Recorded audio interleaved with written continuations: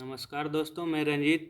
आज एक नए चैप्टर के साथ मैं आप लोग के सामने आया हूँ। मानव नेत्र तथा रंग बिरंगा संसार।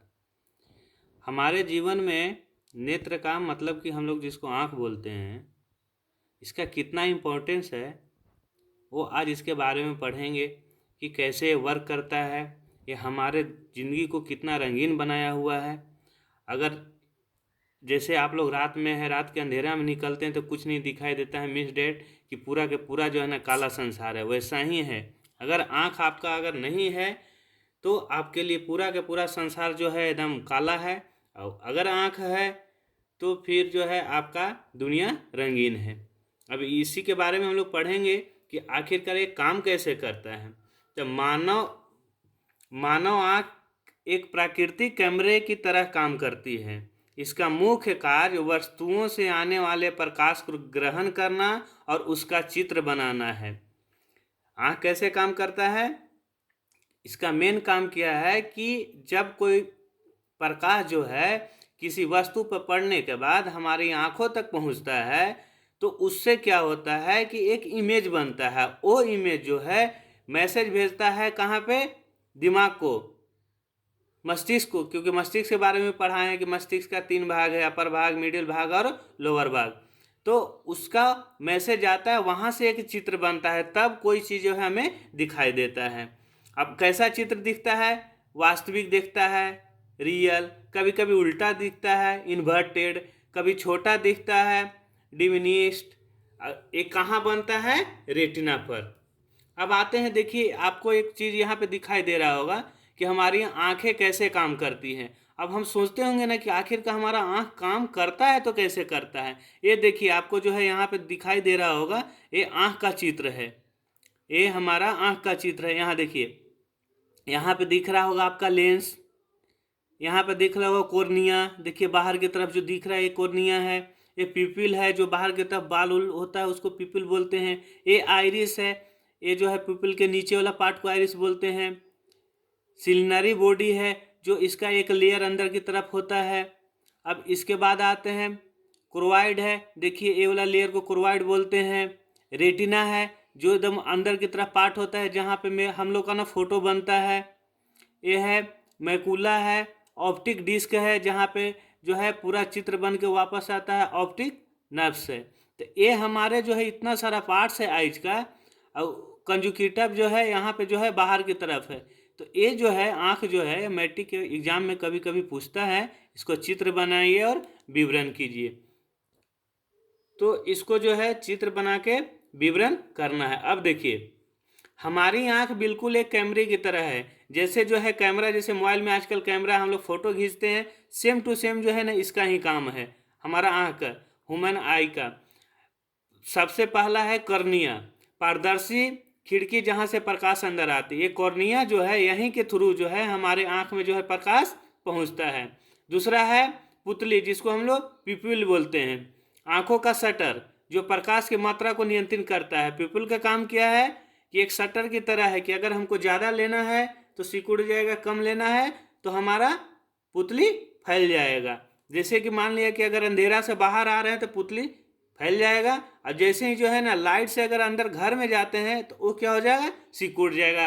तो आप देखते होंगे कि लाइट से जब से घर में जाते हैं तो हम लोग को कुछ समय के लिए अंधेरा दिखाई देता है। वही है कि जितना टाइम इसको लगता है फैलने में, उतना देरी अंधेरा दिखाई देता है। तीसरा है लेंस, यह प्रकाश को फोकस करता है। आप जैसे लेंस पढ़ाए थे पिछले चैप्टर में, वहाँ पे क्या है? प्रकाश को फोकस करता है। और रेटिना क्या है? यह स्क्रीन है जहाँ पे चित्र बनता है। रेटिना कहाँ है कि प्रकाश को फोकस करने के बाद रेटिना के पास भेजता है, जहाँ पे इमेज बनता है। इमेज बनने के बाद ही हम लोग को पता चलता है कि आखिरकार वो है क्या। मानव आँख की संरचना में हम लोग देख लिए, कॉर्निया देख लिए, और एक आता है इसमें आइरिस। आइरिस क्या है? आंख का रंगीन हिस्सा है जो पुतली का आकार नियंत्रण करता है। आइरिस का काम क्या है कि पुतली के आकार को नियंत्रण करता है। मतलब बोले ना कि पतला छोटा जो होता है पुतली जो होता है, उसको जो है आइरिस जो है नियंत्रण करता है। फिर उसके बाद हम लोग पढ़े लेंस पढ़ लिए, रेटिना पढ़ लिए, और एक होता है ऑप्टिक नर्व। देखिए यहाँ पे ऑप्टिक नर्व देख रहे हैं ना, यहाँ पे देखिए ये फिगर में देखिए ऑप्टिक नर्व। बनी हुई छवि को मस्तिष्क तक पहुंचाती है। ये मेन काम करता है। ये जो है जैसे रेटिना में मेरा जो है ना किसी चीज़ का इमेज बन गया, मतलब चित्र बन गया, तो ऑप्टिक नर्व क्या करता है कि इस चित्र को जो है मस्तिष्क तक पहुंचाता है, ताकि मस्तिष्क उसको बता सके कि है क्या एक्चुअल में।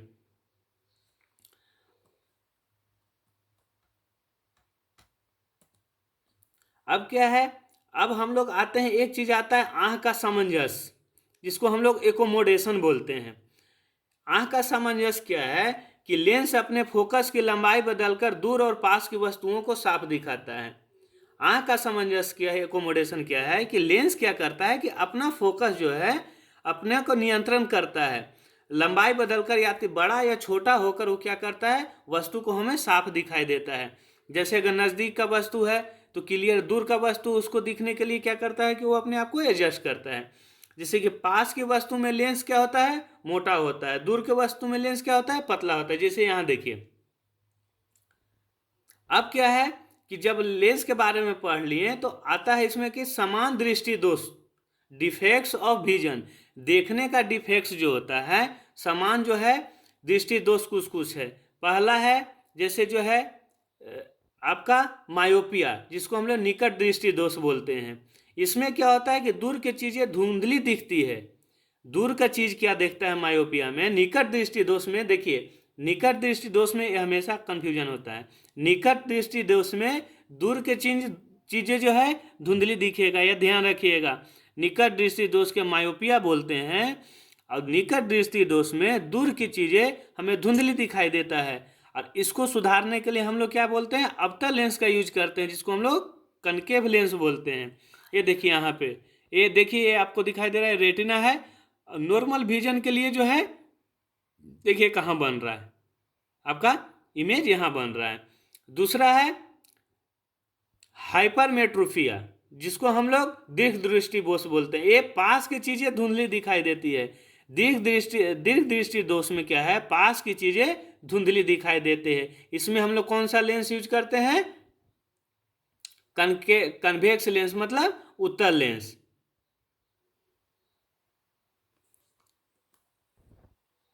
तीसरा होता है एस्टिमैटिज्म। एस्टिमैटिज्म यह क्या करता है कि सतह अनियमित होने से छवि टेढ़ी दिखती है। इसमें क्या होता है कि इस दोष में क्या होता है कि जब मान लिया कि कोई टेढ़ा मेढ़ा है, कोई सतह जो है ऊंचा नीचा है, तो वो भी टेढ़ा दिखता है। तो इसके लिए क्या करते हैं हम लोग, सिलिंड्रिकल लेंस का यूज करते हैं। एक होता है प्रेस बायोपिया। प्रेस बायोपिया में क्या होता है कि ये उम्र बढ़ने पर पास की वस्तु धुंधली देखती है। प्रेस बायोपिया में क्या होता है कि उम्र बढ़ने पर पास की वस्तु धुंधली देखती है। उपचार क्या है, बाईफोकल लेंस यूज करते हैं। इसमें कौन सा, बाईफोकल लेंस यूज करते हैं। अब एक चीज और देखते हैं कि इंद्रधनुष कैसे बनता है। तो डिस्पर्सन, जब श्वेत प्रकाश व्हाइट लाइट प्रिज्म से गुजरता है तो वह 7 रंगों में बट जाता है, इसे स्पेक्ट्रम बोलते हैं। जब हम लोग किसी लाइट प्रकाश को प्रिज्म से गुजारते हैं तो वो जो है 7 रंगों में जो है वो बट जाता है। इसको याद करने के लिए जो है, एक जो है 7 रंगों में बढ़ता है, इसको क्या बोलते हैं, स्पेक्ट्रम बोलते हैं। स्पेक्ट्रम को याद करने के लिए क्या हम लोग, यहाँ पर एक फार्मूला है VIBGYOR, इसको हम लोग बोलते हैं विब ग्योर। इसका जो है, इसमें क्या है, डिटेल में क्या है कि देखिए, भी मतलब वायलेट, ठीक है, बैगनी, जामुनी, नीला, हरा, पीला, नारंगी और लाल। इसको याद करने के लिए शॉर्टकट लाइन है, इसको याद रखिएगा हमेशा। ये क्या हुआ, स्पेक्ट्रम में कितना 7 कलर होता है, बैगनी, जामुनी, नीला, हरा, पीला, नारंगी और लाल, रेड कलर। बारिश के बूंदे भी प्रिज्म की तरह काम करती है, जिससे आसमान में इंद्रधनुष बनता है। ठीक है, इंद्रधनुष कैसे बनता है, तो इसमें इंद्रधनुष में 3 क्रिया होता है, अपवर्तन, परावर्तन और विचलन। अपवर्तन मतलब डिफ्रैक्शन, परावर्तन मतलब इंटरनल रिफ्लेक्शन, और विचलन मतलब डिप्रेशन। सूर्य का श्वेत प्रकाश जो है हम लोग पढ़ लिए यहाँ पे कि विब ग्योर मैंने बैगनी, जामुनी, नीला, हरा, पीला, नारंगी और लाले 7 कलर का होता है। अब यहाँ पे एक चीज हम लोग देखते हैं कि ये जो है तारे जो हमको टिमटिमाते क्यों दिखाई देती हैं? हमारी पृथ्वी के चारों ओर हवा की परतें हैं जो लगातार बदलती रहती है, कभी गर्म कभी ठंडा। जब तारों का प्रकाश इन परतों से गुजरता है तो वह बार बार मुड़ता है, मतलब रिफ्लेक्ट होता है। देख रहे हैं ना, कभी गर्म मतलब ठंडा। जहाँ ठंडा है डेंसिटी ज़्यादा होगा, गर्म है डेंसिटी कम होगा। तो हम पढ़े थे कि डेंसिटी जब चेंज होता है, तरल से सघन माध्यम में जाता है तो अपने आप को डायरेक्शन चेंज कर लेता है, मतलब लाइन चेंज कर लेता है। तो वही रिफ्रैक्शन के कारण जो है हमें तारों जो है ये परतों से गुजरता है तो मुड़ता है। इस कारण तारे की स्थिति हिलती हुई और चमकती हुई दिखाई देती है, जिसके कारण जैसे हम लोग ऊपर देखते हैं तो क्या लगता है कि तारा टिमटिमा रहा है। वो टिमटिमाता नहीं, वो लाइट जो है सघन माध्यम से विघन माध्यम में आ रहा है तो क्या होता है, रिफ्लेक्ट हो रहा है। इसी को हम लोग टिमटिमाना कहते हैं। आसमान का रंग जो है नीला क्यों होता है? आसमान का रंग जो है नीला क्यों होता है? तो इसका क्या है कि वातावरण में मौजूद धूल और हवा के छोटे कण सूरज के प्रकाश को बिखेर देता है। सूरज का प्रकाश जैसे आता है तो ऊपर में जितना भी छोटा छोटा कण है उस पर पड़ने के बाद इधर उधर बिखर जाता है। नीले रंग सबसे ज़्यादा बिखरता है क्योंकि उसकी वेव लेंथ, जिसको तरंग दैर्घ्य कम होती है, इसलिए हमें आसमान नीला दिखता है। मतलब कि वो कम बिखरने के कारण ऊपर में रह जाता है जो हमें दिखाई देता है, इसीलिए जो है आसमान जो है हमें नीला दिखाई देती है। अब जैसे देखिए, अब एक आता है सफ़ेद वस्तु सफ़ेद और काली वस्तु काली क्यों दिखती है? तो सफ़ेद वस्तु सभी रंगों को परावर्तित करती है, काली वस्तु सभी रंगों को अवशोषित करती है। ध्यान रखिएगा, सफ़ेद क्या है, सारा जो है रंग को जो है रिफ्लेक्ट कर देता है, और काली वस्तु सारा रंग को अवशोषित कर लेता है। अब एक चीज़ क्वेश्चन आता है कि ग्रह जो है क्यों नहीं टिमटिमाते हैं? तो तारे हमेशा बहुत दूर हैं, वे प्रकाश के एक छोटे बिंदु की तरह दिखते हैं, इसलिए आसमान से ही टिमटिमाते हैं। ग्रह पृथ्वी के काफ़ी पास हैं, वे प्रकाश के एक बड़े स्रोत की तरह काम करते हैं। अगर एक बिंदु टिमटिमाता है तो दूसरा बिंदु उसे संतुलित कर देता है, इसलिए वे ग्रह जो है हमें टिमटिमाते हुए नजर नहीं आते हैं।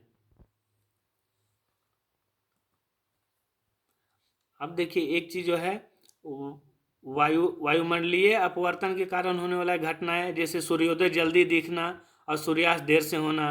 वायुमंडलीय अपवर्तन के कारण प्रकाश मुड़ना, तारे टिमटिमाते हैं, रात में वस्तु के पास दिखने पर रोशनी मुड़ता है, सड़क पर गर्मी के कारण मृग तृष्णा। देखते हैं जब आप ट्रेन उरेन बस से जाते हैं तो ऐसा लगता है ना कि आपका जो है पेड़ पौधा बहुत तेज़ी से पीछे की तरफ भाग रहा है, तो वो एक क्या है, नेत्र तृष्णा है। अब हम लोग बोलते हैं कि नेत्र जानना एक महादान है। मृत्यु के बाद हमारी आंखें 4 लोगों को रोशनी दे सकती है। नेत्रदान मृत्यु के 4 से 6 घंटे के भीतर होना चाहिए, मतलब 4 से 6 घंटे तक आंख हम लोग का काम करते रहता है। यह प्रक्रिया सिर्फ 10 से 15 मिनट लेती है। कैसे दान कर सकते हैं? किसी भी उम्र या किसी भी व्यक्ति को दान कर सकते हैं। चश्मा पहनने वाले लोग भी कर सकते हैं, मोतियाबिंद का ऑपरेशन करा चुके लोग। जाते जाते किसी की दुनिया को, मतलब कहने का मतलब है कि आप अगर अपना आँख अगर दान करके जाते हैं तो किसी के लिए वो चीज़ फायदा है। अब हम लोग रंगीन संसार किया है, तो 7 रंगों की तरंग दैर्घ्य अलग अलग होने के कारण प्रकाश विभिन्न रंगों में बिखरता है। लाल प्रकाश सबसे कम विचलित होता है, इसलिए सिग्नल में लाल को हम लोग यूज करते हैं। धन्यवाद। आप आए हैं, देखे हैं, तो अगर वीडियो अच्छा लगा हो तो कमेंट्स करें और लाइक सब्सक्राइब जरूर करें।